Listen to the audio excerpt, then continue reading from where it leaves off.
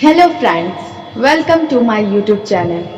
आज के इस वीडियो में हम नेट के पाठ्यक्रम में संकलित इकाई 7 की कहानी आकाशदीप का कथावाचन करेंगे। तो आइए प्रस्तुत है यह कहानी आकाशदीप, जिसके लेखक जयशंकर प्रसाद जी हैं। आकाशदीप, जयशंकर प्रसाद। बंदी क्या है?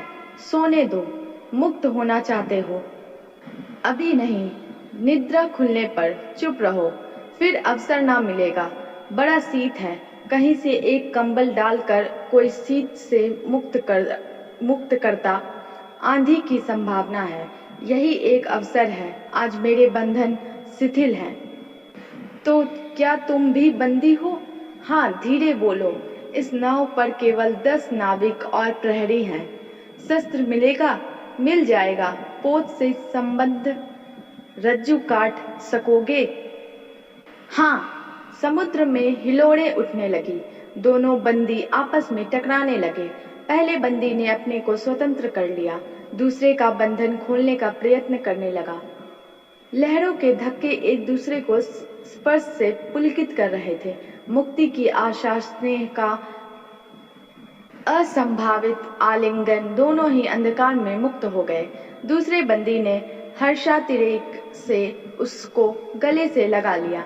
सहसा उस बंदी ने कहा, यह क्या, तुम स्त्री हो? क्या स्त्री होना कोई पाप है? अपने को अलग करते हुए स्त्री ने कहा, शस्त्र कहाँ है? तुम्हारा नाम? चंपा। तारक खचित नील अंबर और समुद्र के अवकाश में पवन उद्यम मचा रहा था। अंधकार से मिलकर पवन दुष्ट हो रहा था। समुद्र में आंदोलन था, नौका लहरों में विकल थी। स्त्री सतर्कता से लुढ़कने लगी। एक मतवाले नाविक के शरीर से टकराती हुई सावधानी से उसका कृपाण निकालकर फिर लुढ़कते हुए बंदी के समीप पहुंच गई।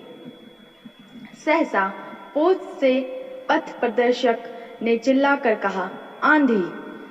आपत्ति सूचक तुर्य बजने लगा। सब सावधान होने लगे। बंदी युवक उसी तरह पड़ा रहा। किसी ने रस्सी पकड़ी, कोई पाल खोल रहा था, पर युवक बंदी ढुलक कर उस रज्जू के पास पहुंचा जो पोत से संलग्न थी। तारे ढंक गए, तरंगे उद्वेलित हुई, समुद्र गरजने लगा। भीषण आंधी पिशाचिनी के समान नाव को अपने हाथों में लेकर कंदुक क्रीड़ा और अट्टहास करने लगी। एक झटके के साथ ही नाव स्वतंत्र थी। उस संकट में भी दोनों बंदी खिलखिलाकर हंस पड़े। आंधी के हाहाकार में उसे कोई न सुन सका।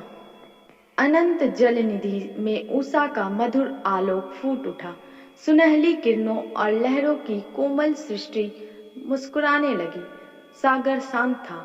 नाविकों ने देखा, पोत का पता नहीं, बंदी मुक्त है। नायक ने कहा, बुद्धगुप्त, तुमको मुक्त किसने किया? कृपाण दिखाकर बुद्धगुप्त ने कहा, इसने। नायक ने कहा, तो तुम्हें फिर बंदी बनाऊंगा। किसके लिए? पोताध्यक्ष मणिभद्र अतल जल में होगा। नायक, अब इस नौका का स्वामी मैं हूँ, तुम जलदस्यु बुद्धगुप्त कदापि नहीं। चौंक कर नायक ने कहा और अपना कृपाण टटोलने लगा। चंपा ने इसके पहले उस पर अधिकार कर लिया था। वह क्रोध से उछल पड़ा। तो तुम द्वंद्व युद्ध के लिए प्रस्तुत हो जाओ, जो विजयी होगा वह स्वामी होगा। इतना कहकर बुद्धगुप्त ने कृपाण देने का संकेत किया। चंपा ने कृपाण नायक के हाथों में दे दिया। भीषण घात प्रतिघात आरंभ हुआ। दोनों कुशल, दोनों त्वरित गति वाले थे। बड़ी निपुणता से बुद्धगुप्त ने अपना कृपाण दांतों से पकड़कर अपने दोनों हाथ स्वतंत्र कर लिए। चंपा भय और विस्मय से देखने लगी। नाविक प्रसन्न हो गए, परंतु बुद्धगुप्त ने लाघव से नायक का कृपाण वाला हाथ पकड़ लिया और विकट हुंकार से दूसरा हाथ कटी में डाल उसे गिरा दिया। दूसरे ही क्षण प्रभात के किरणों में बुद्धगुप्त का विजयी कृपाण उसके हाथों में चमक उठा। नायक की कातर आंखें प्राण भिक्षा मांगने लगी। बुद्धगुप्त ने कहा, बोलो, अब स्वीकार है कि नहीं?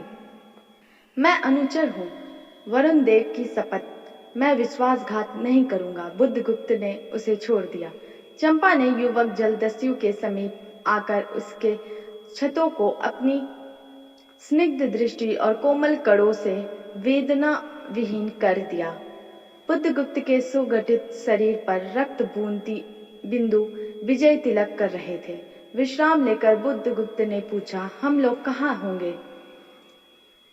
बाली द्वीप से बहुत दूर, संभवतः एक नवीन द्वीप के पास, जिसमें अभी हम लोगों का बहुत कम आना जाना होता है। सिंघल के वणिकों का वहां प्राधान्य है। कितने दिनों में हम लोग वहां पहुंचेंगे? अनुकूल पवन मिलने पर 2 दिन में, तब तक के लिए खाद्य का अभाव ना होगा।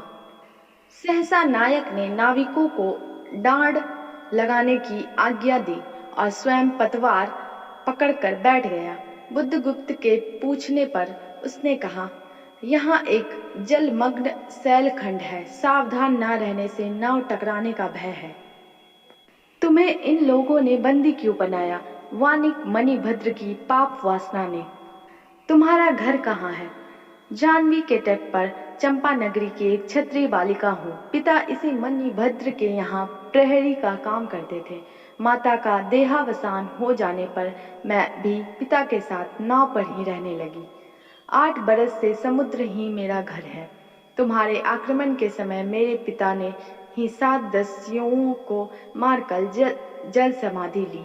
1 मास हुआ मैं इस नील नभ के नीचे नील जल निधि के ऊपर एक भयानक अनंतता में निसहाय हूँ, अनाथ हूँ।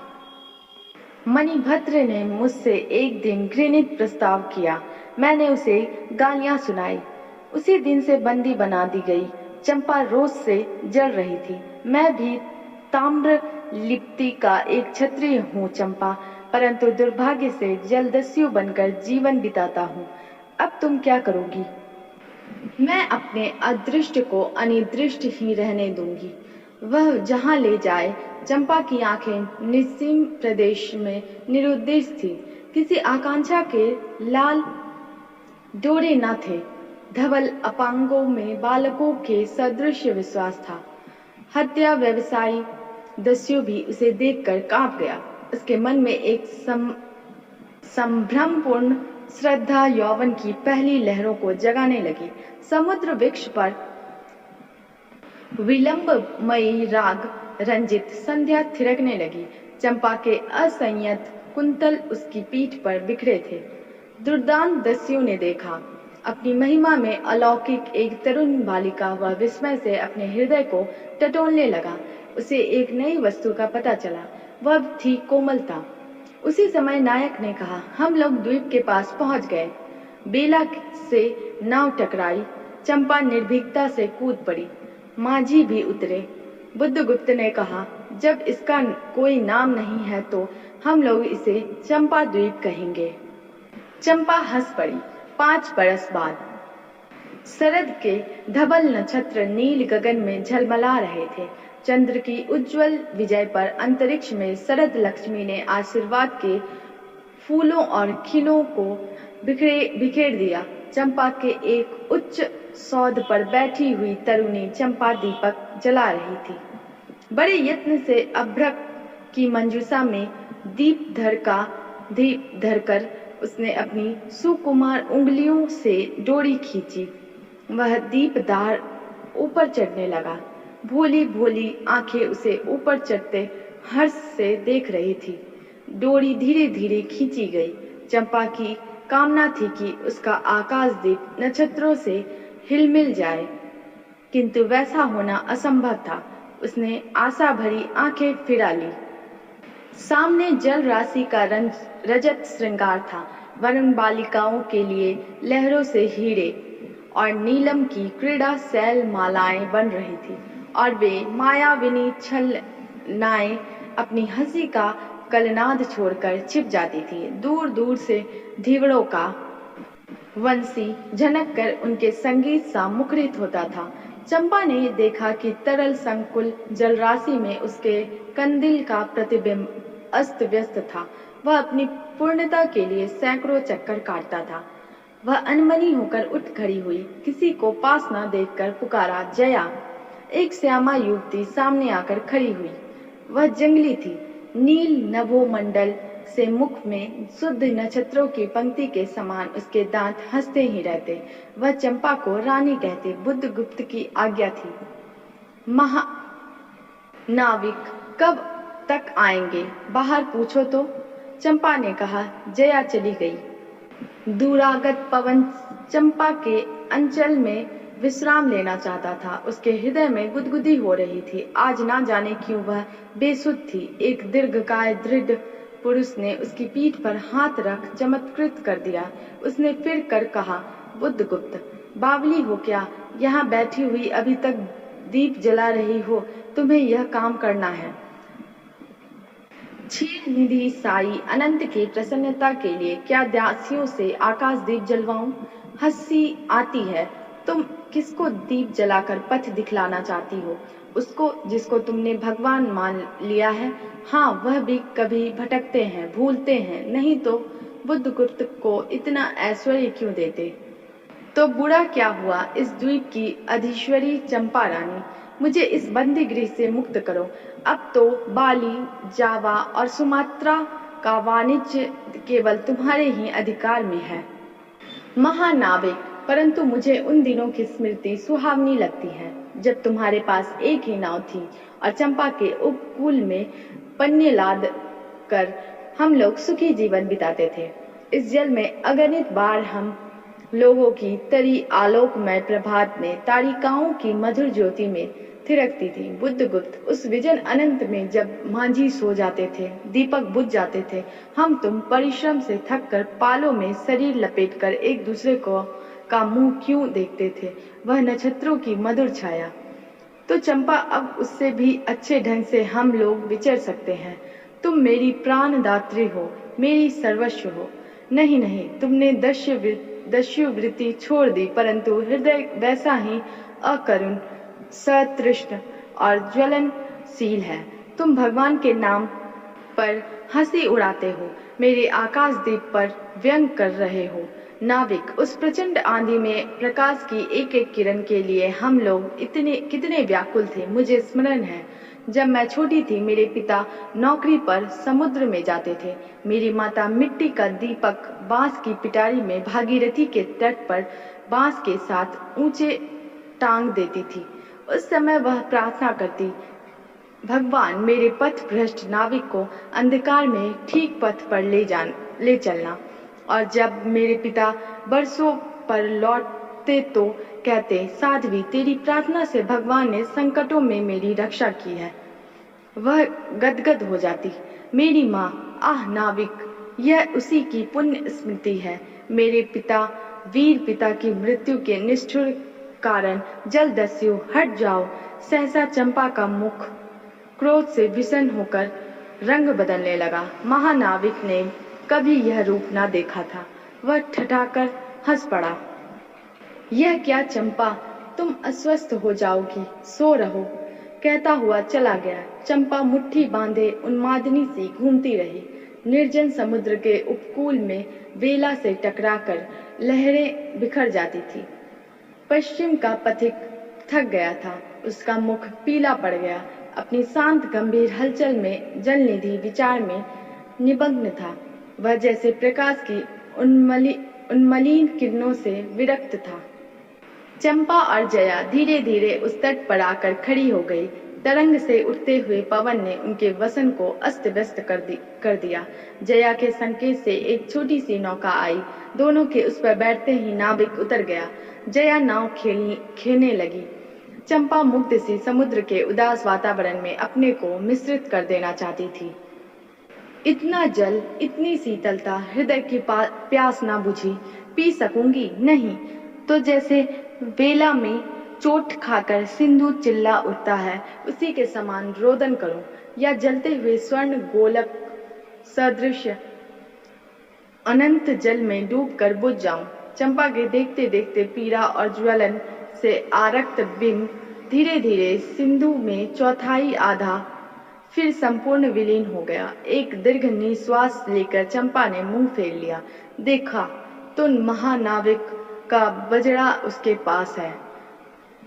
बुद्धगुप्त ने झुककर हाथ बढ़ाया। चंपा उसके सहारे बजरे पर चढ़ गई। दोनों पास पास बैठ गए।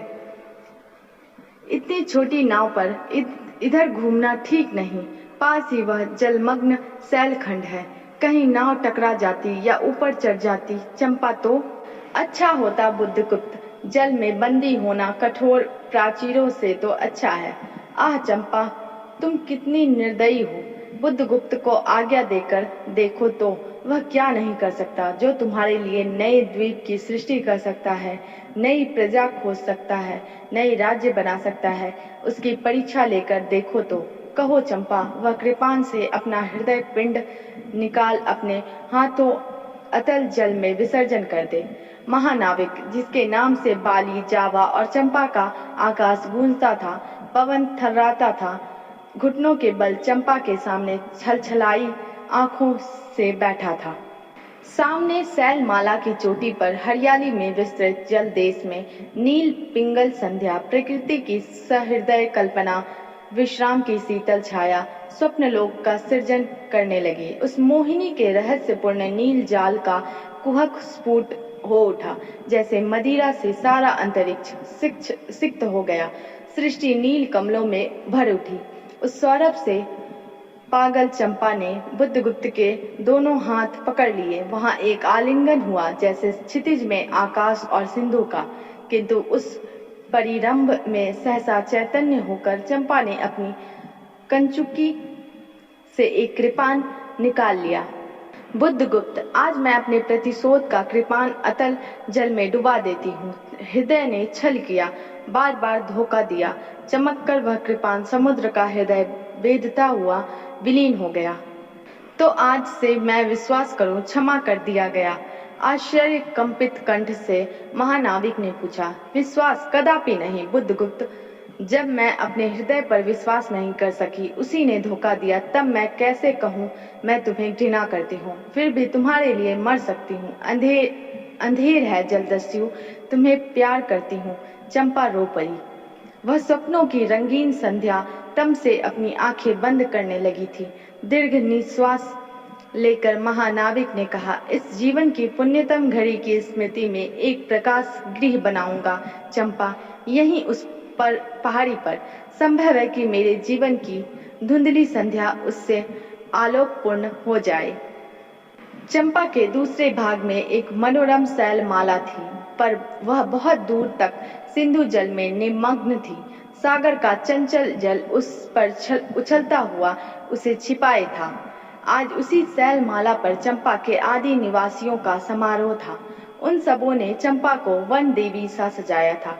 ताम्रलिप्ति के बहुत से सैनिक नाविकों की श्रेणी में वन कुसुम विभूषिता चंपा शिविका रूढ़ होकर जा रही थी।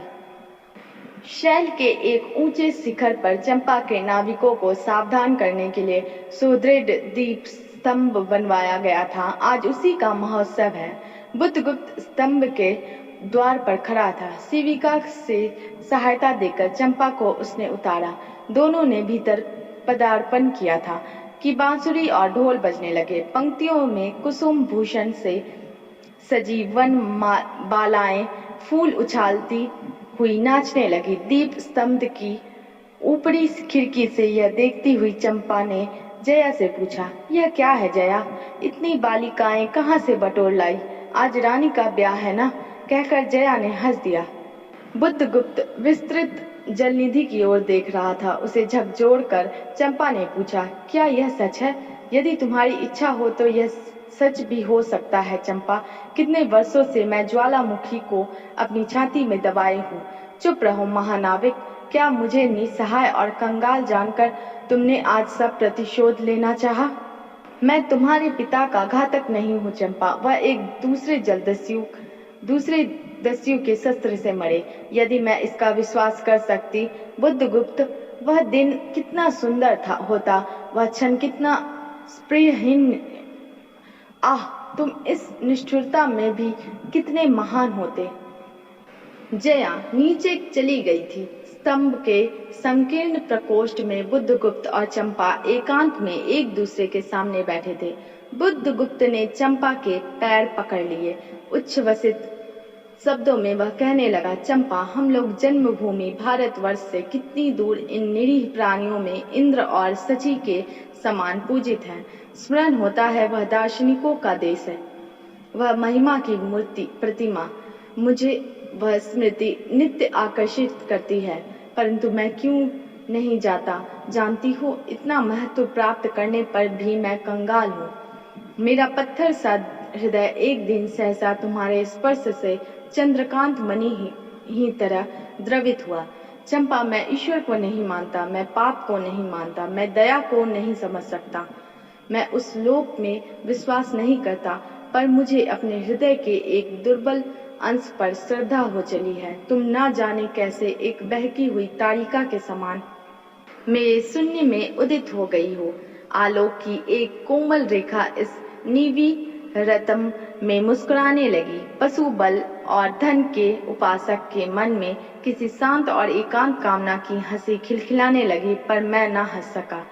चलोगी चंपा? पोत वाहिनी पर असंख्य धनराशि लाद कर राज रानी सी जन्मभूमि के अंक में आज हमारा परिणय हो।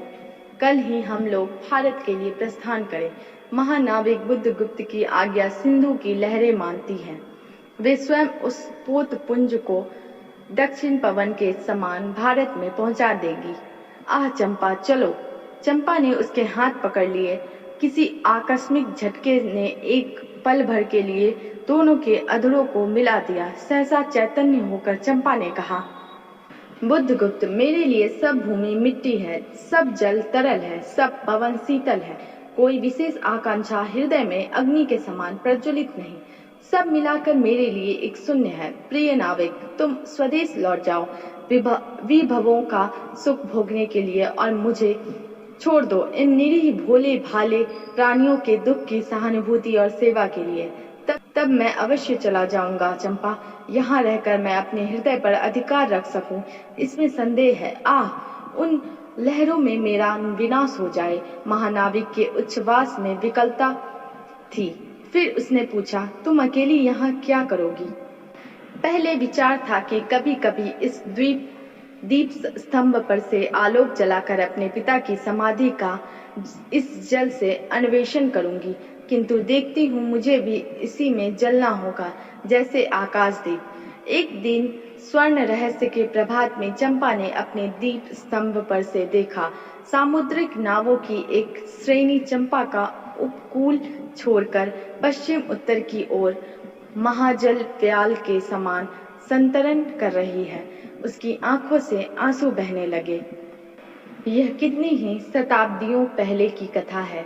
चंपा आजीवन उस द्वीप स्तंभ में आलोक जलाती रही, किंतु उसके बाद भी बहुत दिन द्वीप निवासी उस माया, ममता और स्नेह सेवा की देवी की समाधि सदृश पूजा करते थे।